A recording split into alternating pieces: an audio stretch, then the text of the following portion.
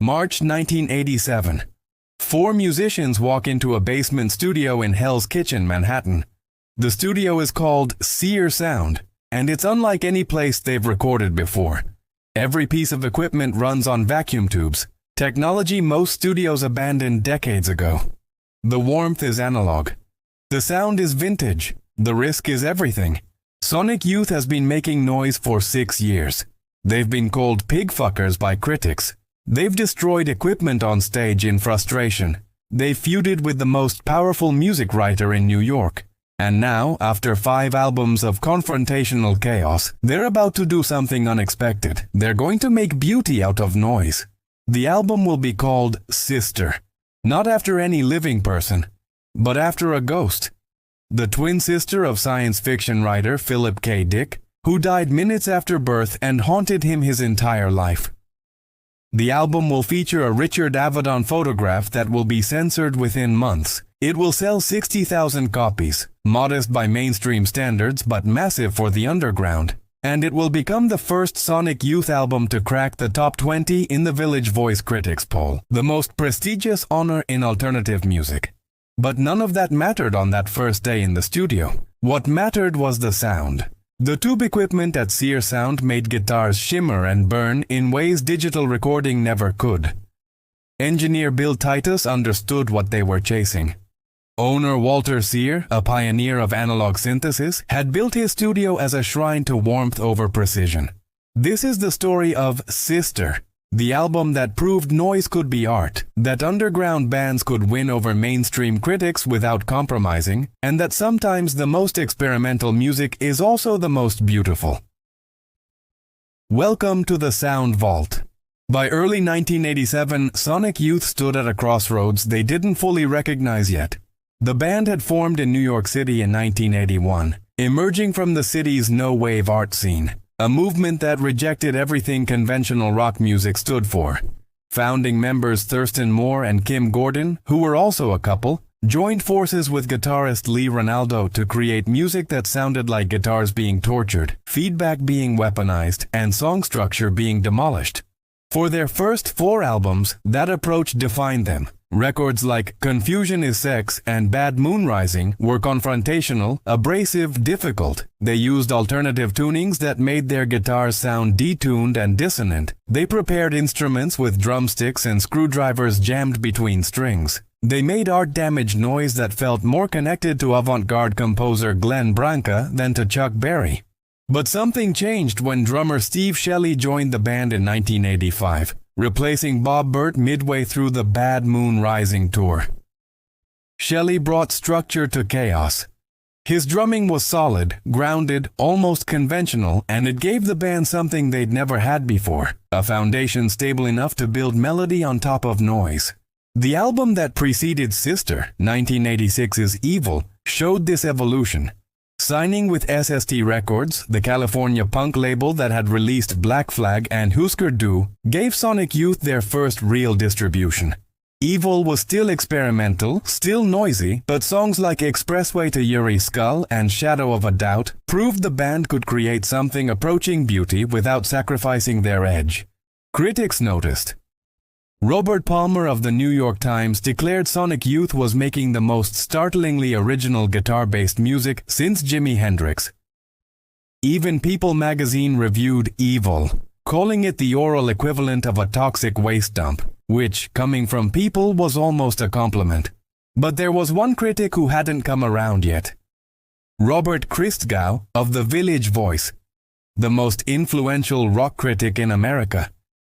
Christgau had previously grouped Sonic Youth with bands like Big Black, Butthole Surfers, and Pussy Galore under the derogatory label Pigfucker Music.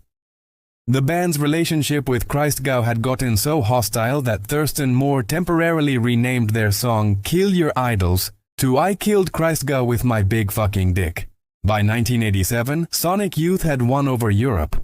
They had distribution in America. They had respect in underground circles.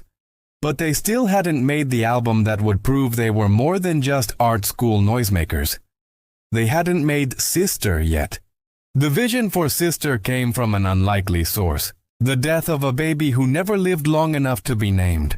Philip K. Dick, the science fiction writer who gave the world Do Androids Dream of Electric Sheep and A Scanner Darkly, was born on December 16, 1928, in Chicago, alongside his fraternal twin sister, Jane Charlotte Dick. Jane died 6 weeks later on January 26, 1929.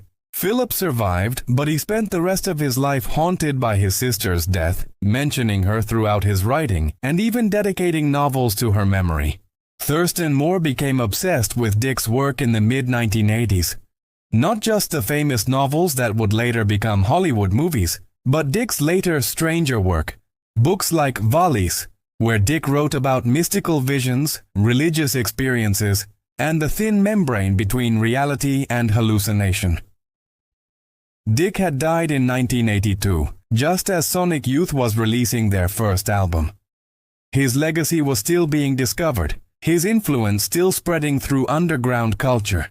Moore saw something in Dick's obsession with his dead twin, a kind of creative haunting, where loss becomes inspiration, where absence becomes presence.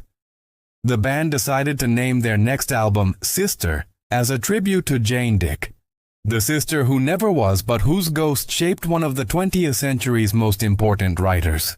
The album's working titles reveal how long it took to find that focus.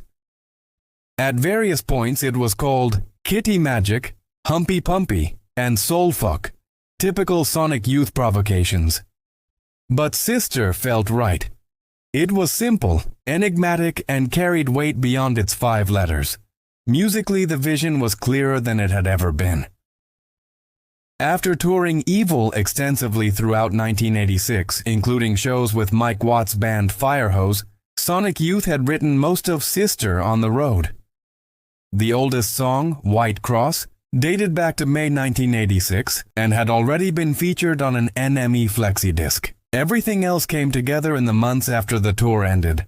The band wanted to push beyond the raw aggression of their earlier work. They wanted to incorporate acoustic guitars for melodic purposes. They wanted to use the studio's vintage Moog synthesizer. They wanted to create their first true duet between Moore and Gordon. Most importantly, they wanted to record somewhere that would capture the warmth and depth their guitars could create, not just the chaos. That's why they chose Sear Sound. Sear Sound occupied a basement space in Hell's Kitchen, the rough Manhattan neighborhood west of Times Square. Owner Walter Sear was a classically trained tuba player who had become one of America's pioneers in electronic music and vintage recording technology. His studio was famous for one thing: every piece of equipment ran on vacuum tubes. In 1987, that was practically archaeological. The music industry had moved to solid-state electronics and eventually digital recording. Tubes were considered obsolete, bulky, temperamental, prone to failure. But Sear believed in them fanatically. Tube equipment, he argued, gave recordings a warmth and harmonic richness that modern technology couldn't match. The guitar sounded fuller. The bass had more body. Even the flaws felt musical. Sonic Youth booked time at Sear Sound in March and April 1987. They brought house engineer Bill Titus into the process as their co-conspirator. The band had learned their lesson from Evil. They came prepared. Most songs were already written, arranged, worked out from months of touring. They just needed to capture them. The studio's all-tube 16-track board enhanced the guitars beautifully, though it left something to be desired in the drum department. Steve Shelley's kit didn't quite punch through the way the guitars did. But that imbalance almost worked in the album's favor, making Sister feel more like a sonic painting than a rock record. The recording process revealed several firsts for the band. On Catholic Block, they used acoustic guitars for melodic layering, creating a shimmer beneath the noise. On Beauty Lies in the Eye, they stacked 3 or 4 guitars together, building texture on texture. Thurston Moore played bass on that track, returning to the instrument for the first time since their 1983 album, Confusion is Sex. Walter Sear himself programmed the Moog synthesizer that appears on Pipeline Kill Time, the album's most sprawling experimental track. Lee Ranaldo sang lead on it, one of 3 Ranaldo-fronted songs that would appear on their next album, but still a rarity here. Cotton Crown, spelled with K's on some releases, C's on others, became the band's first true duet between Moore and Gordon, though Moore typically sang it alone during live performances. The song represented a new kind of vulnerability for the band, a rare moment where noise gave way to something approaching tenderness. Not everything was new. The band covered Hot Wire My Heart by San Francisco punk band Crime, turning it into a straightforward rocker that felt almost out of place among the more experimental tracks. But that contrast between punk traditionalism and avant-garde exploration defined what Sister was about. By the time they finished in April, the band had created something they'd never made before. An album that was both confrontational and beautiful, aggressive and melodic, experimental and accessible. They titled it Sister, credited themselves as the Sonic Youth on the cover, and prepared to release it in June. Then the artwork controversies began. The cover of Sister was a photo collage, mysterious, provocative, deliberately weird. On one side, black and white images of cattle marked with XXX. On the other, a bright color photograph of a young girl staring at the camera with an unsettling directness. The photograph was by Richard Avedon, one of America's most famous portrait photographers. It showed 12-year-old Sandra Bennett of Rocky Ford, Colorado, photographed on August 23, 1980. Avedon had taken it as part of his In the American West series, portraits of ordinary Americans that somehow captured something haunting and profound. The photo appeared in Avedon's 1985 book of the same name. Sonic Youth used it without permission. The back cover featured another potential legal problem, a photograph of Disney characters at the Magic Kingdom. The liner notes claimed the photos came from public domain jacked from Sonic Matrix. But that was wishful thinking at best, deliberate provocation at worst. In early 1988, Richard Avedon threatened to sue. The band and SST Records scrambled to respond. Initially, they placed black stickers over the Avedon photograph on new pressings, covering Sandra Bennett's face with a blank void. But stickers cost money and time, so subsequent pressings simply blacked out the area entirely, leaving a dark rectangle where the photo had been. The Disney photograph caused its own paranoia, though Disney never actually threatened legal action. Still, nervous about potential lawsuits, later pressings obscured the Magic Kingdom photo with a barcode or spiral overlay. The liner notes' claim of public domain had been pure fantasy. Years later, a story emerged about how the Avedon dispute was resolved. Ann Giordano, who worked for Avedon retouching his photographs and happened to be a Sonic Youth fan, eventually convinced the photographer not to pursue the lawsuit. Her brother, Lou Giordano, had produced albums by Husker Du and other alternative bands, connecting her to the same underground music scene Sonic Youth inhabited. Without her intervention, the legal battle might have been much worse. The censored covers became part of Sister's mystique. Fans who stumbled upon early uncensored pressings felt like they'd discovered forbidden artifacts. The stickered versions became collectibles. The story fed into Sonic Youth's outlaw image. A band so committed to their artistic vision that even legendary photographers tried to shut them down. But the artwork controversies overshadowed a deeper struggle, the band's growing frustration with SST Records.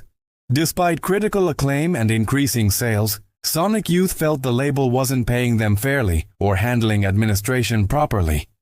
SST had been their dream label, the first one they'd really wanted to be on, as Lee Ronaldo said. But the reality of working with a punk label run on DIY principles was messier than expected. These tensions wouldn't explode until after Sister's release, when the band would start looking for a new home for their next album. But the seeds were planted during the Sister sessions. The realization that critical respect and underground credibility didn't automatically translate into financial stability or professional support. Sister arrived on June 1, 1987, released by SST Records in the United States and Blast First in the United Kingdom. It came out on vinyl, CD, and cassette, a full rollout for a band that had been underground just 2 years earlier. The album received no proper single release, making it unique in Sonic Youth's discography. Instead, the band shot videos for Beauty Lies in the Eye and Stereo Sanctity. The Stereo Sanctity video, a black and white montage of factory machinery and brief live shots, appeared only on a rare 1980s SST video compilation called Over 35 Videos Never Before Released. Most fans never saw it. Without a single to push or MTV to court, Sister spread through word of mouth, college radio, and the underground network of record stores and fanzines that sustained alternative music in the 1980s. The band toured relentlessly, first across Europe in June and July, then America in September and October. During the US tour, they replaced their usual encore covers, Hot Wire My Heart and I Wanna Be Your Dog, with 4 Ramones songs, paying tribute to punk's founding fathers. A concert on October 14, 1987, at Chicago's Cabaret Metro was recorded and eventually released in 1991 as Hold That Tiger, capturing the raw energy of the Sister tour. On that tour, the band began extending White Cross with an improvised coda they'd later name Broken Eye, turning the album's closing track into a 15-minute noise odyssey. The critical response was unlike anything Sonic Youth had experienced before. Most significantly, Robert Christgau, the Village Voice critic who had feuded with the band and dismissed their earlier work, finally came around.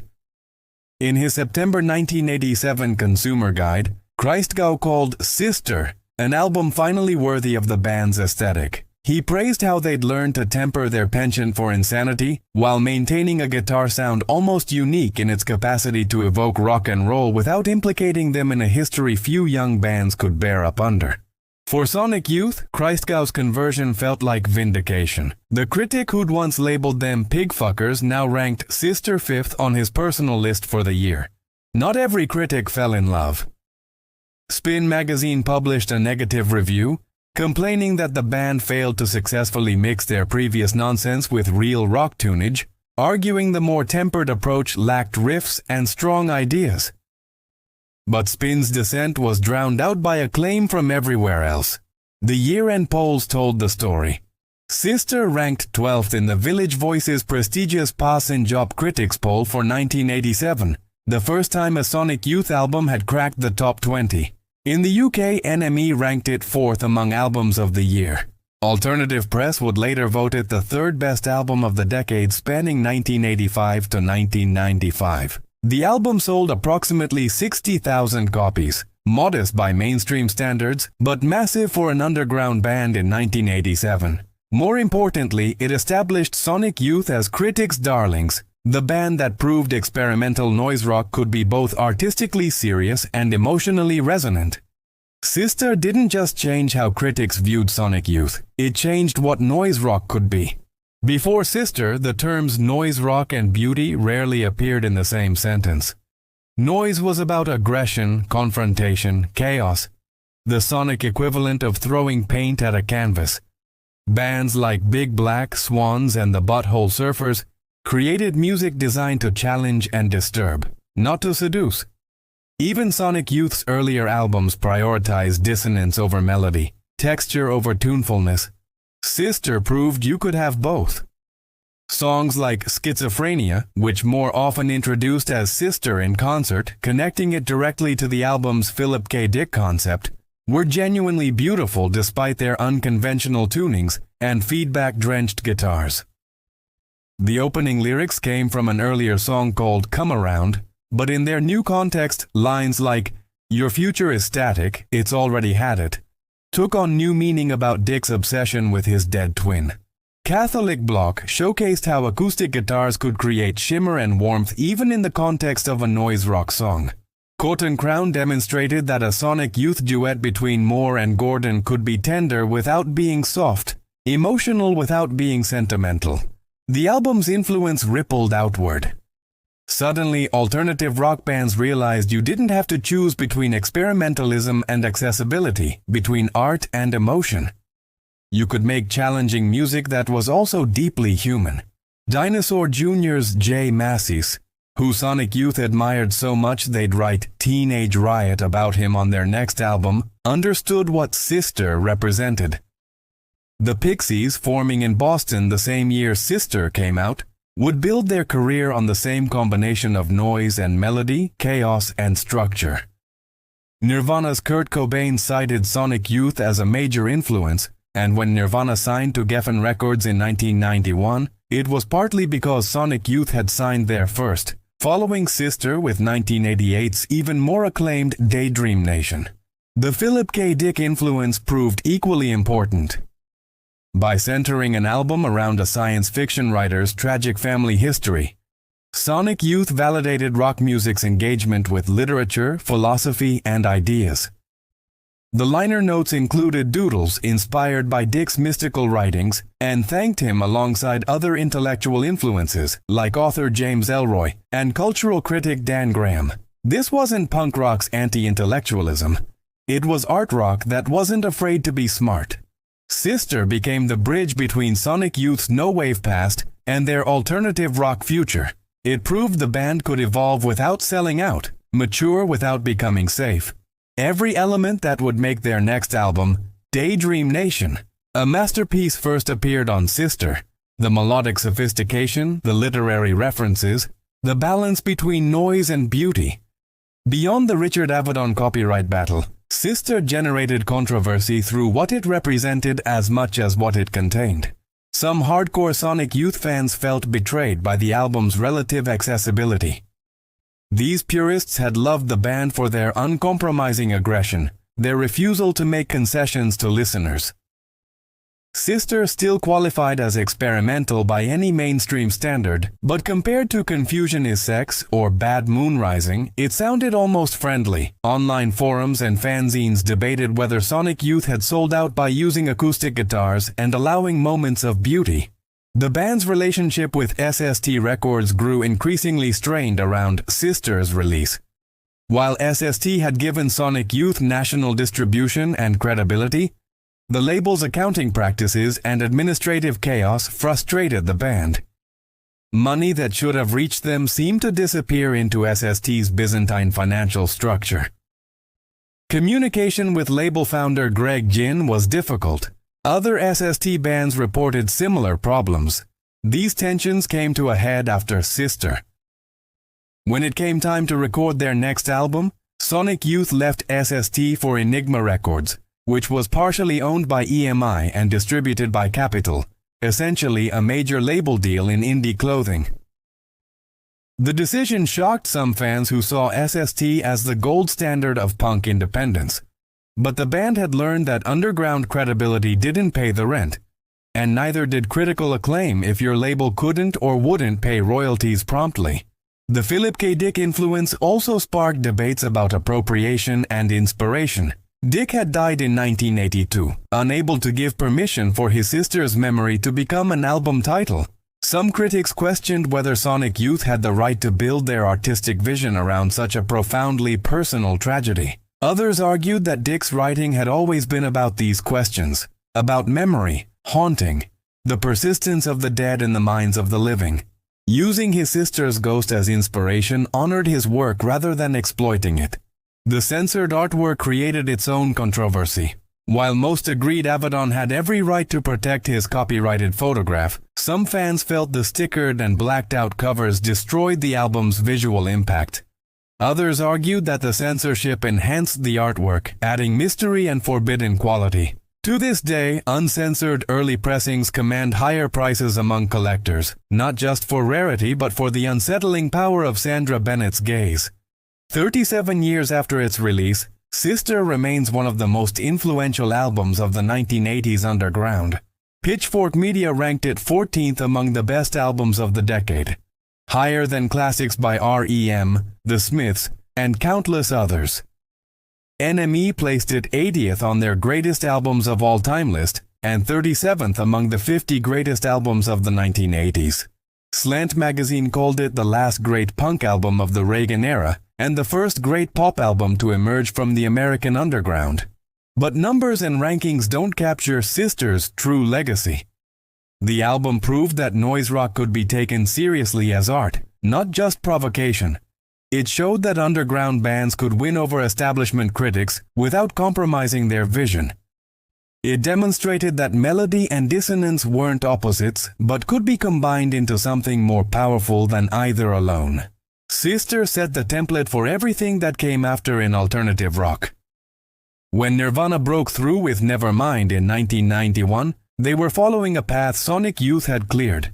When Radiohead began experimenting with noise and electronic textures in the late 1990s, they cited Sonic Youth as inspiration. When indie rock exploded in the 2000s with bands like Arcade Fire, The National, and Modest Mouse, they were building on foundations Sister had laid.